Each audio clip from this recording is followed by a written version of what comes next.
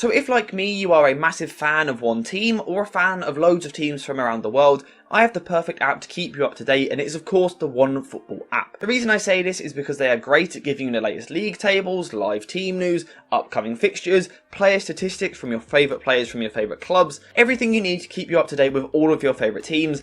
And don't worry, they also have your fix of live football covered, with a match which you can watch live in the Serie A every single weekend for free using the OneFootball app. If you are interested, either use the link in the description down below or scan the QR code on screen now to download the OneFootball app today. Hey guys, welcome back to the AJ Analysis channel, where today we are talking about Manchester United's 2-1 win over Barcelona in the Europa League qualifier, putting them through to the next round. And it really was a great game of football between two great sides.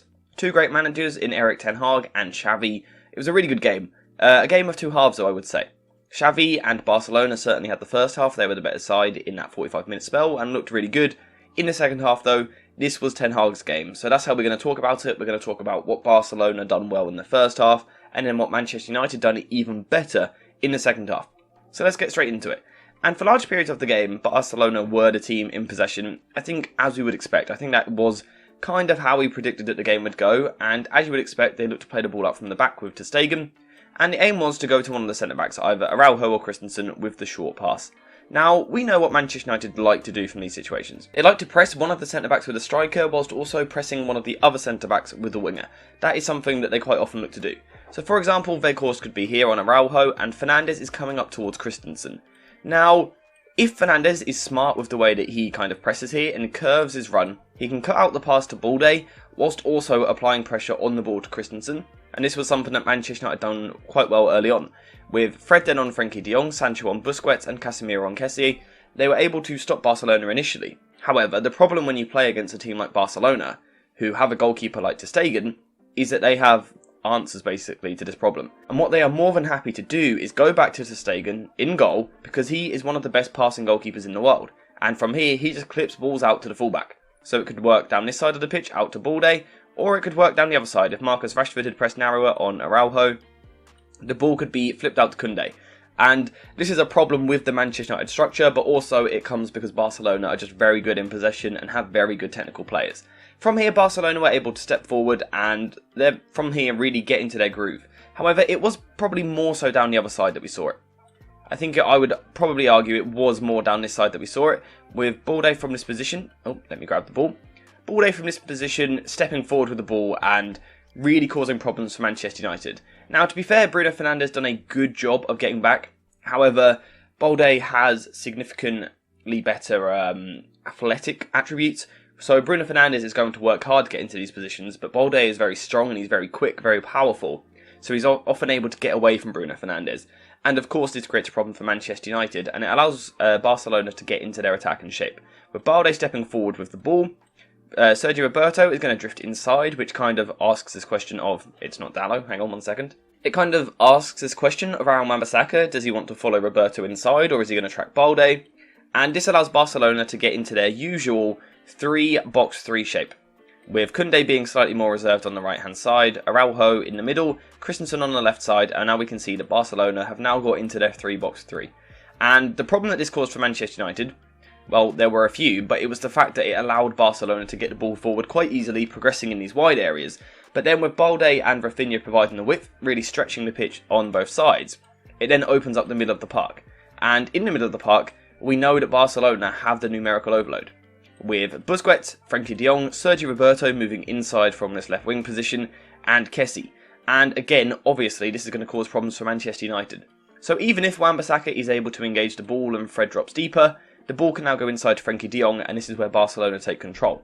Now, to be fair, Fred done a really good job on Frenkie de Jong. However, I think Frenkie de Jong proved why Manchester United wanted, basically, why Ten Hag is so desperate for him in the side, because the way that he was able to control the first half was very impressive. And alongside Sergio Busquets, Barcelona had a massively increased amount of technical ability in these deeper areas of midfield, which meant that in the first half United couldn't quite get to him. Sancho was trying to follow Busquets but couldn't quite get to him, couldn't get the pressure on. Busquets was remaining calm and composed as you would expect, able to beat him. And this then causes problems in deeper areas for Manchester United, because Casemiro now has a problem. He is 2 versus 1 up against Sergio Roberto and Kessie. Yes, sometimes the Manchester United centre-backs can step out and be aggressive, but that can't happen all the time.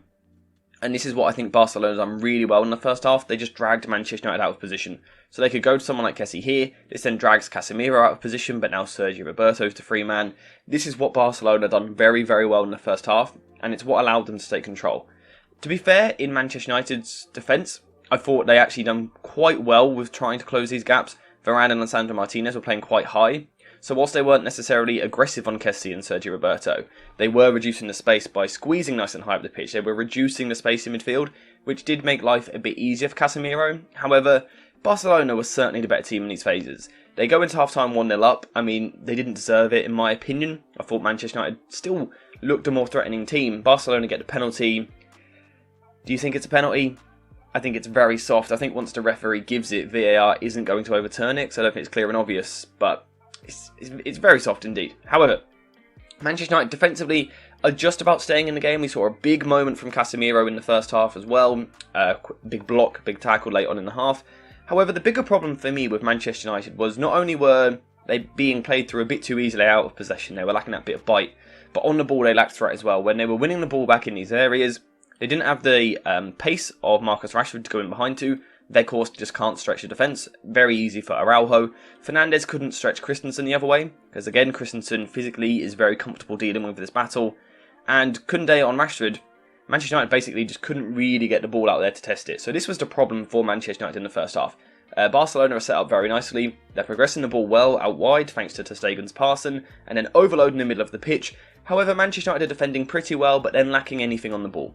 But that's why, overall, I would say that Barcelona had control of the first half. However, as Ten Hag has done a lot recently, he made changes which completely changed the dynamic of the game, basically. So we get to half-time and Weghorst comes off the pitch for Antony, which means Antony is now Manchester United's right winger. Bruno Fernandes has moved into a more natural role in the middle. Sancho has done the same now on the left-hand side, and Marcus Rashford is up front where he was very threatening in the first leg. And I think this tactical change, but also a change in mentality and approach, completely is what changed the game on its head. So now Manchester United's pressing shape initially is slightly different as well. They had a bit more hunger in wide areas and a bit more mobility, I should say, as well. So when Barcelona were doing this trick of sucking someone inside like this, going backwards and then flipping the pass over the top, Sancho showed a lot of hunger to make sure he then got back in goal side. I thought he'd done a really good job of stopping this progression down the right hand side. And down the other side, if it worked the other way, I thought Antony also done something very similar. When he did get dragged inside and the ball went wide, Antony showed a lot of hunger to get back into position. So instantly, this improves Manchester United defensively. What they also done was just added a bit of bite to their game. I think Weghorst has done a very good job in this area in recent weeks. However, Bruno Fernandes brings a different tenacity and intensity. Weghorst works hard, Bruno Fernandes just gets a bit quicker, a bit more bite in the tackle. And this, combined with what I'm sure was a rocket at half-time from Erik ten Hag, changed Manchester United. There was just so much more bite in the tackle. So if the ball was going to Sergio Roberto out wide here, Wan-Bissaka was there, nice and sharp, winning it back. Fred was even tighter on Frenkie de Jong than what he was in the first half. I still think de Jong actually played very well. He was Barcelona's best player. However, Fred was still getting there, still causing much more problems. Fernandes on Busquets was much more of a better match, in my opinion. And then Kessie in right centre mid, being marked by Casemiro, Kessie just lacked the quality. Now, to be fair, even despite this change in intensity from Manchester United, I think Barcelona still had more possession in the second half, and again, that is what they want, so they would have been happy with that. However, this almost played into Manchester United's hands a little bit, because with Barcelona looking to play with confidence, stepping forward with the ball, looking to play about in these areas, Manchester United's new intensity created the opportunity for overturns in possession, basically. So whether that be Fernandes on Busquets, or Lisandro Martinez now just being that little bit more aggressive in the midfield, or Varane on Lewandowski, or Fred on Frenkie de Jong or Sergio Roberto, Manchester United's extra intensity, and let's be honest, they deserve a lot of credit for that. I thought the centre-backs, Lisandro Martinez and Rafael Varane, were incredible in this game, genuinely incredible. For me, it's the best centre-back pairing Manchester United have had in so long. People have questioned that in the comments. Fair enough, you're entitled to question it, but I disagree. I think they're just quality players. And this added bite and intensity allows Manchester United to win the ball in these areas. And whereas before we saw Bruno Fernandes on the right-hand side, who athletically can't be Christensen, and Weghorst up against Araujo, again, a mismatch, Manchester United now had pace in these areas. And that, for me, was the big difference. The game plan was kind of the same for Manchester United still. it was still looking to get down this side when they could get the ball, because they know that Balde is going to be high, so can you get down the right hand side? Antony brought a directness, and again, I thought Antony was absolutely brilliant. People have questioned him since his move to Manchester United, ever since the big money move really. Even Manchester United fans have criticised him. If you can't see what he does for this team, maybe this isn't the sport for you. Yes, he doesn't get tons of goals and assists, but the tenacity that he brings on this right wing is just something a little bit different, but also the speed he brings. And this was huge to Manchester United's counter-attack in the second half. With Antony making these runs out here, Rashford was making these runs which just naturally drags Barcelona deeper. You can literally see the fear in the Barcelona defenders the second Rashford gets anywhere near the attack. With Weghorst, they were going nice and tight. Suddenly Rashford's in this central area, Barcelona are stepping off, which gives Manchester United more room, where players like Bruno Fernandes can then get on the ball. And Manchester United suddenly went from looking a bit toothless in the first half to having a lot of threat in the counter-attack, as they so often do. And this really reflected what we saw in the first leg as well. It became a very similar sort of affair, with Manchester United attacking with directness and a lot of punch in their attack. And it was just quite simple. It's the extra speed in the attack really made the difference. So before we continue with the video, I want to talk to you guys about where I got this shirt from, and you probably guessed it, jerseyfifa.com. They have kindly sponsored today's video and also sent me a load of free shirts for me to check out myself, and I can now really vouch for the quality of these products. They have loads of shirts to offer on the website, so if you are interested, head to the link in the description down below and check out Jersey FIFA for yourself. With Manchester United playing with this extra intensity, it also naturally meant as a result they did have a bit more of the ball in the second half than what they did in the first half. And whilst Manchester United were very dangerous in transition, as they have been all season, I also thought that they were good in more sustained patches as well. However, they were helped by Xavi and Barcelona not really reacting to what was going on in the second half. And Sergio Roberto particularly, he isn't a left winger, so it's harsh to criticise him. He was not in the right place defensively down this side of the pitch. He was tucked in far too narrow. I think it was in an attempt to kind of compact the middle of the pitch, but Manchester United basically took that as an invite to get Wan-Bissaka forward, carrying the ball forward. He is a good ball carrier. And now with Antony down the side of the pitch as well, Antony and Wan-Bissaka are now 2v1 versus Balde.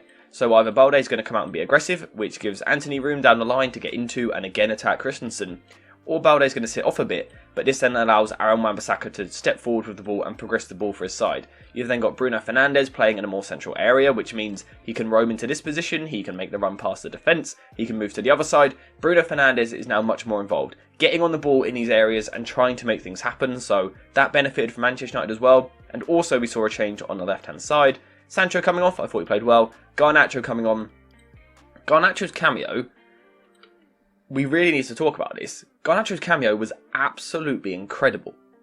There's spells in the second half, particularly the last 10 minutes when United are trying to see the game out, where he's taking on 3 Barcelona players, 1 versus 3, beating 2 of them and forcing the third one to tackle him, dragging him down to the ground.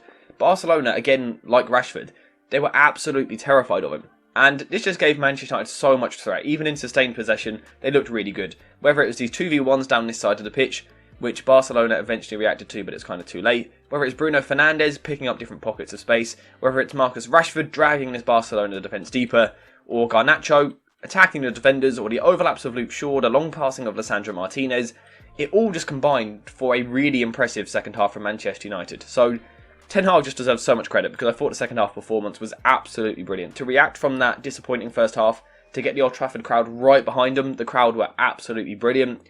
It was really impressive from Manchester United. I think they thoroughly deserved the win. They thoroughly deserved to go through. Probably the highlight of the night for me, though, was the fact that even at 2-1 up and even at full time when Manchester United are through, we still hear chants of Glazers out. Perhaps the biggest win of the night. It's great to see the club. It really feels like everyone connected to the club, apart from the board and the owners, with the players, the managers, the coaching staff, and then the fans. It feels like for the first time in a long time, the club is really connected in that way. And it gets you performances like this, where Manchester United thoroughly deserve to beat Barcelona over 2 legs. Now, people will say it's only a Europa League qualifier. I get that. It wasn't about what tournament it was. It was the fact that Manchester United, over 2 legs, played the best team in Spain, comfortably the best team in Spain, and for what, 2/3 of the tie, outplayed them. That's why Manchester United deserve a lot of credit, and they thoroughly deserve this win. I'm sure most of you enjoyed it, because I'm pretty sure nearly all of you are Manchester United fans, so I'm sure you enjoyed it. But let me know what you think in the comments down below. Who was your man of the match? Was it someone like Lisandro Martinez, Rafael Varane, maybe even Antony, because his impact from the bench was absolutely brilliant. Might have to be Ten Hag though for his changes, that willingness to change as well, very important. Manchester United, brilliant. Hope you guys have enjoyed the video. Thank you guys for watching, and I'll see you in the next one.